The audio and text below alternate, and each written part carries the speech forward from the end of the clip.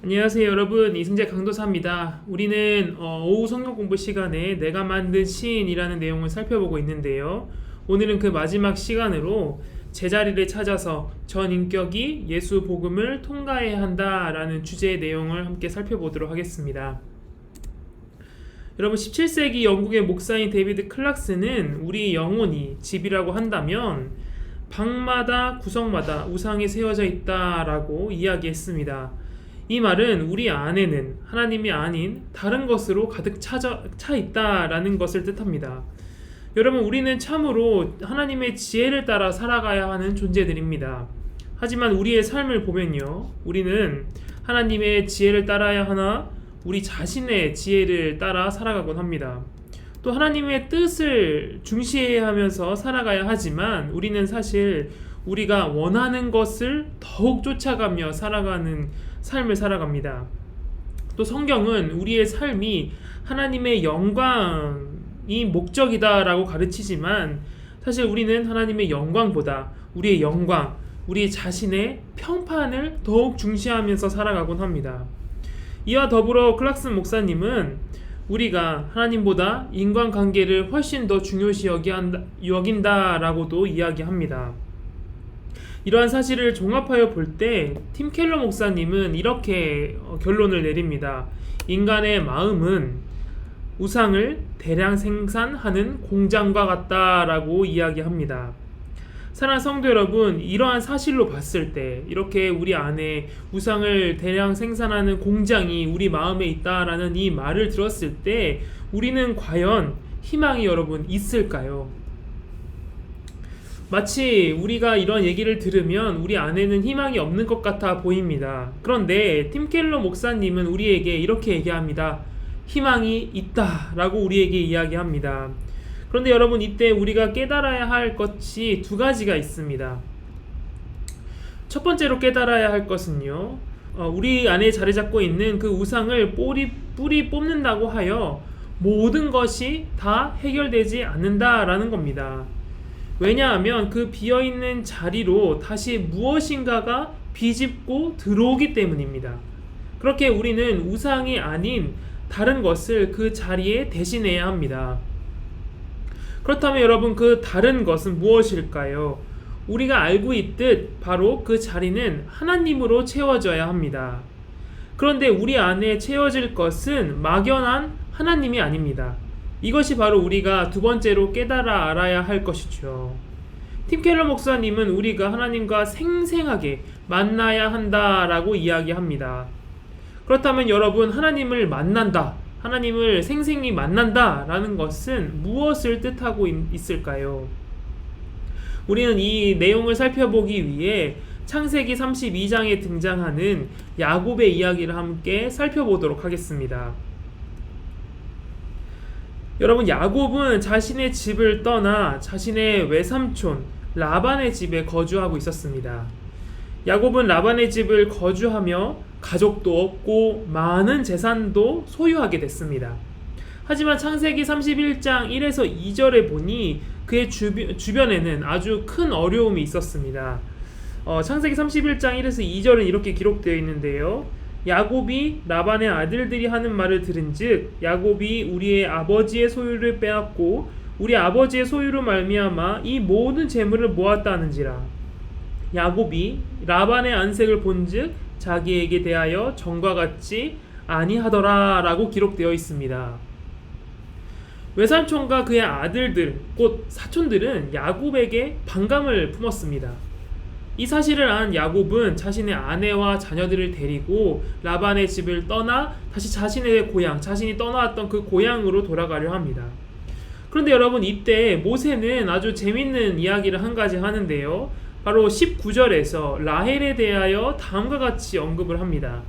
그때에 라반이 양털을 깎으러 갔으므로 라헬은 그의 아버지의 드라빔을 도둑질하고, 이렇게 기록되어 있습니다. 바로 이 라반이 자신의 아버지 집에 있던 신상 드라빔을 도둑질한 것이죠. 그렇다면 그녀는 왜 이 라반의 집에 있던 그 신상을 훔쳤을까요? 팀 켈러 목사님은 라헬에게 이 신상은 일종의 영적 보험이었다라고 이야기합니다. 라헬은 자신에게 어려움이 생기면 하나님께서 레아를 도와주었던 것 같이 자신을 도와줄 것이다 라고 생각했습니다. 그런데 만약 하나님께서 그렇게 하지 않으신다면 자신이 오랫동안 섬기던 신에게 도움을 요청해야겠다라고도 라헬은 생각하고 있었습니다. 라헬은 자기 나름대로 자신이 겪게 될 그 고난에 대비하여 대책을 마련하고 있는 것이죠. 그리고 그녀는 자신의 계획이 아주 철저하다라고 생각했을 겁니다. 그런데 여러분, 과연 이러한 라헬의 방식, 이렇게 하나님과 그 하나님만이 아닌 다른 신들을 그 대책으로 세우는 이 방식이 과연 합당한 방법일까요? 아닙니다. 하나님의 도우심을 구하는 것 자체, 하나님께 모든 것을 맡기고 하나님이 모든 일의 완벽한 계획이다 라고 생각하는 그것이 가장 합당한 모습입니다. 하지만 여러분, 라헬은 이 사실을 알지 못했습니다. 그녀는 하나님께서 하시는 일에 대한 확신을 갖고 있지 못한 것이죠. 이렇듯 야곱의 집 안에는 우상이 심겨졌고 그들에게는 하나님의 은혜가 더욱더 필요했습니다. 뒤이어 야곱의 가정에 큰 어려움이 이제 찾아옵니다. 창세기 32장 6절에는 이렇게 기록되어 있습니다. 사자들이 야곱에게 돌아와 이르되 우리가 주인의 형 에서에게 이른즉 그가 400명을 거느리고 주인을 만나려고 오더이다. 야곱의 가족 앞에 큰 위협이 찾아옵니다. 우리가 잘 알듯 에서는 야곱의 행동으로 인하여 화가 아주 많이 나 있는 상태였습니다. 야곱도 이러한 에서, 자신의 형에 가진 그 분노를 알고 있었죠. 그렇게 에서는 무려 400명의 인원을 데리고 온다라는 이 소식을 들은 야곱과 그의 가족은 두려움을 느낄 수밖에 없습니다. 야곱은 이 어려움을 극복하기 위하여 자신의 무리를 반으로 나눕니다. 그렇게 함으로 앞에 무리가 공격을 당하면 그 뒤에 있는 무리는 도망가려고 했던 계획을 세웠던 것이죠. 그런데 여러분, 왜 에서는 화가 잔뜩 났으며 야곱은 자신 앞에 펼쳐진 상황에 두려워했을까요? 그 이유는 야곱이 에서에게 하는 행동 때문이었습니다. 우리가 잘 알고 있듯 이 둘 사이는 어머니의 태에서부터 좋지 않았습니다. 창세기 25장 22절에 기록된 바와 같이 이들은 태 중에서도 서로 싸우는 사이였습니다. 그리고 이러한 싸움은 그들이 출생한 이후에도 계속됐습니다. 특별히 야곱은 아버지에게 인정과 사랑을 받고 족장이 되기 위하여 자신의 형과 다투는 모습을 우리가 볼 수 있죠. 그러한 과정 중에 야곱은 아버지 이삭을 속이고 에서의 복을 가로챕니다. 그렇다면 이때 여러분은 야곱이 왜 에서에게서 복을 훔쳤다라고 생각하시나요? 팀 켈러 목사님은 그 이유에 대해서 이렇게 이야기합니다. 당연히 야곱은 자신의 잔꾀가 금방 발각될 것과 이삭이 자신에게 큰 몫의 가산을 실제로 주지는 않으리라는 것을 알았다. 야곱이 얻은 것이라곤 의례상의 인정뿐이었다. 그런데 왜 그는 고작 그것을 얻으려고 엄청난 손해를 감수했을까? 내가 믿기로는 야곱이 속임수를 써서라도 아버지에게 이러한 말을 듣기를 간절히 바랬기 때문이다. 나는 세상 누구보다 너를 더 기뻐한다. 여러분, 야곱은 아버지로부터 인정받기를 원했습니다. 야곱은 자신의 삶에서 그 복을 누리기를 원했죠. 그래서 야곱은 복을 얻기 위하여 에서와 씨름했습니다. 그런데 그는 자신의 아버지에게만 그런 것이 아니라 라헬에게서도 그 복을 얻기 위하여 똑같은 이유로 라반과 씨름합니다. 하지만 결국 어떤 일이 벌어지나요? 여러분, 이 씨름을 통하여 이러한 야곱의 모습을 통하여 그는 정말로 자신이 원하고자 하는 바를 얻었었나요? 야곱은 결국 그 자신이 원하던 그 복을 얻지 못하게 됩니다. 오히려 라헬을 기쁘게 하기 위한 그 삶은 자신의 그 첫 번째 아내인 레아와 그 자녀들을 비참하게 만들었습니다. 이처럼 야곱은 자신의 힘으로 복을 얻으려고 했습니다. 하지만 야곱은 자신의 삼촌에게서 쫓기듯 떠났고 자신의 형이 지금 자신을 죽이려고 오고 있는 그 상황에 처하게 됩니다. 그런데 그날 밤 누군가가 야곱을 공격합니다. 그들은 이 낯선 자와 이 야곱은 날이 새도록 씨름을 합니다. 그렇다면 이때 야곱이 씨름한 대상은 누구일까요? 야곱과 씨름한 자는 힘이 아주 강한 자였습니다. 또한 그는 날이 새도록 새기 전에 떠나려고 했죠. 그 이유는 그 대상을 보면 그 누구도 생명을 보존할 수 없었기 때문입니다. 이것은 이제 야곱이 우리에게 말해주는 바이죠. 32장 30절 후반부에 보면 이 말을 하는 야곱의 모습을 볼 수 있습니다. 이 두 가지 사실로 말미암아 우리는 이 야곱의 씨름의 대상이 바로 하나님이시다라는 사실을 알 수 있습니다. 그는 이 사실을 알자 떠나려는 그 하나님을 붙잡고 이렇게 이야기합니다. 당신이 내게 축복하지 아니하면 가게 하지 아니하겠나이다. 여러분, 이 말은 무슨 뜻일까요? 이 말에 대해서 팀 켈러 목사님은 이렇게 이야기합니다. 여태까지 나는 지독한 바보였습니다. 평생 하나님의 복을 구하되 아버지의 인정과 라헬의 미모에서 찾으려 했습니다.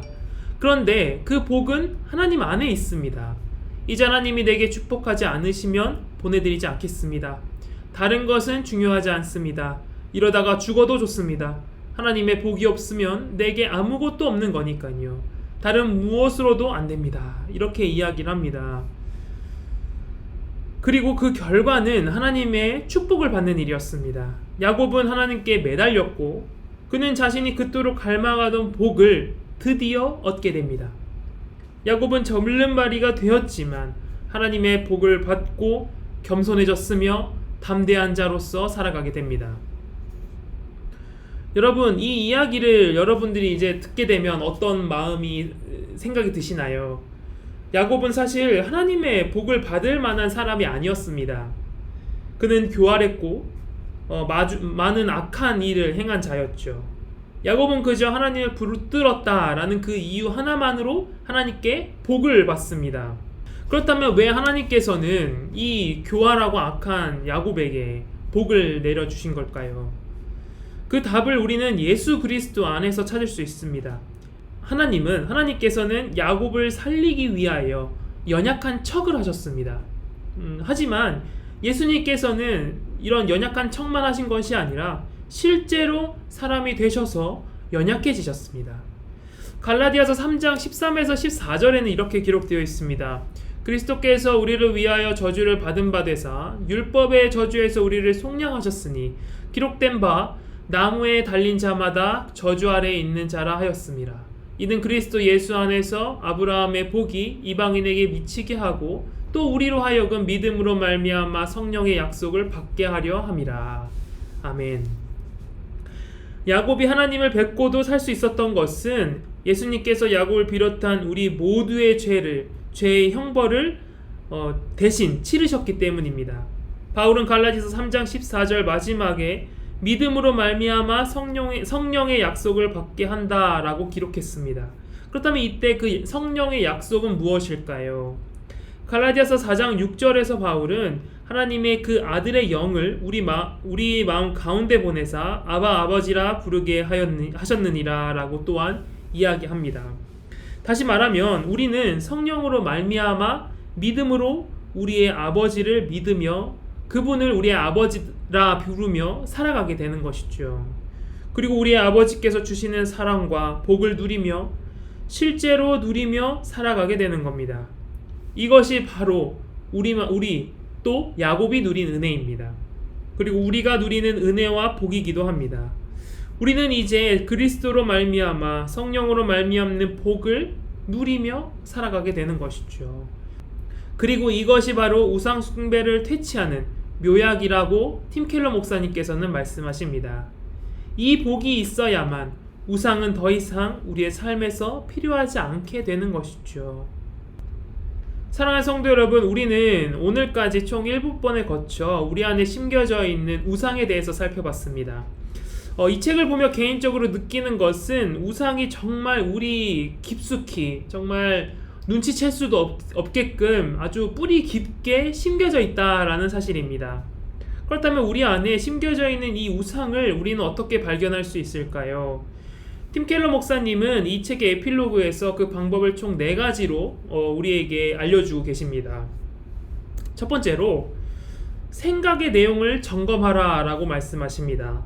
우리가 평소에 어떤 생각을 하는지, 또 어떤 생각을 하며 기쁨과 안락을 얻고 있는지를 점검해 보라 라고 팀 켈러 목사님께서는 이야기하는 것이죠. 또 두 번째로 우리가 어디에 소비를 하고 있는지 또한 점검해 보라 라고 말씀하십니다. 마태복음 6장 21절에서 예수님께서는 내 보물이 있는 그곳에는 내 마음도 있다 라고 말씀하십니다. 우리는 예외 없이 우리가 사랑하고 마음에 둔 곳에 치우치기 마련입니다. 그리고 자연스럽게 그 소비, 관심이 있으니 소비도 당연히 따라가겠죠.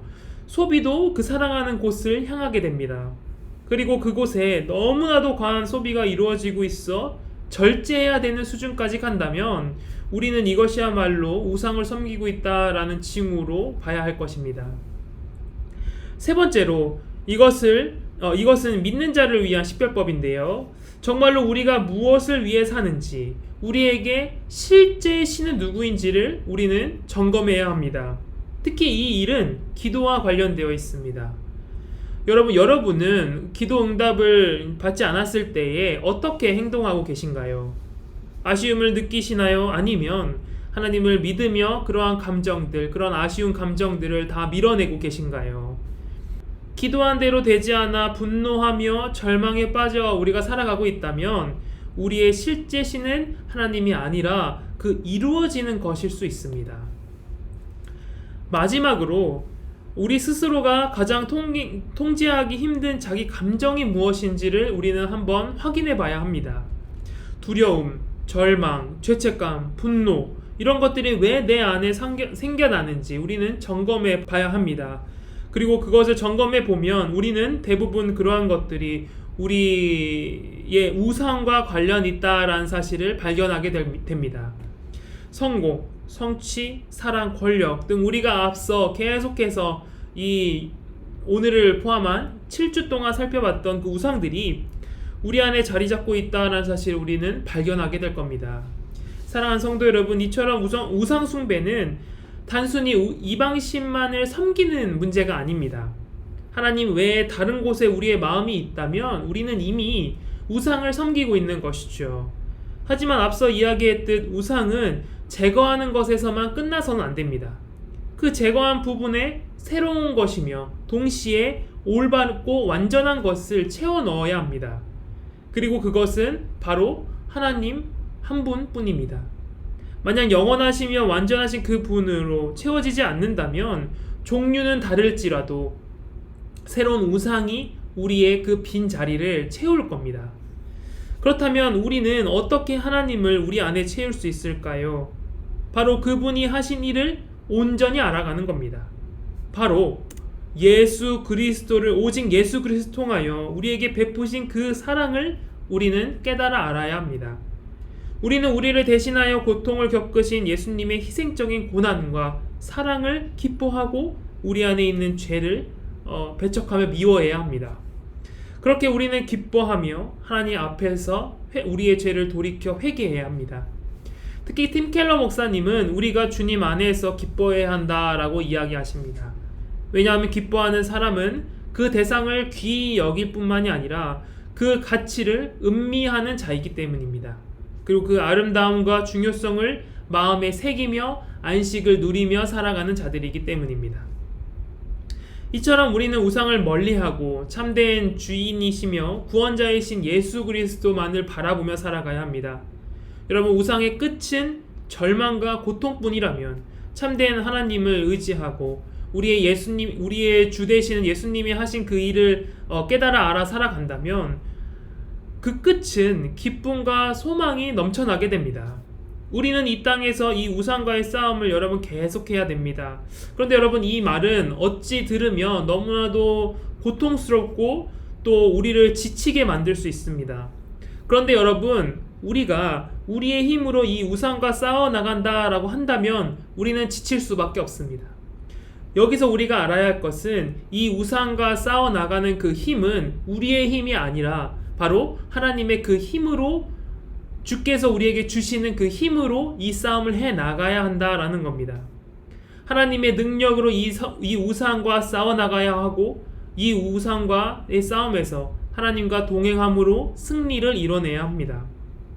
여러분, 이 사실을 날마다 기억하시길 바랍니다. 그리고 우리가 이 책을 통하여 살펴봤던 그 우상을 떠올리시며 우리 안에 있는 우상과 계속해서 싸워 나가시길 바랍니다.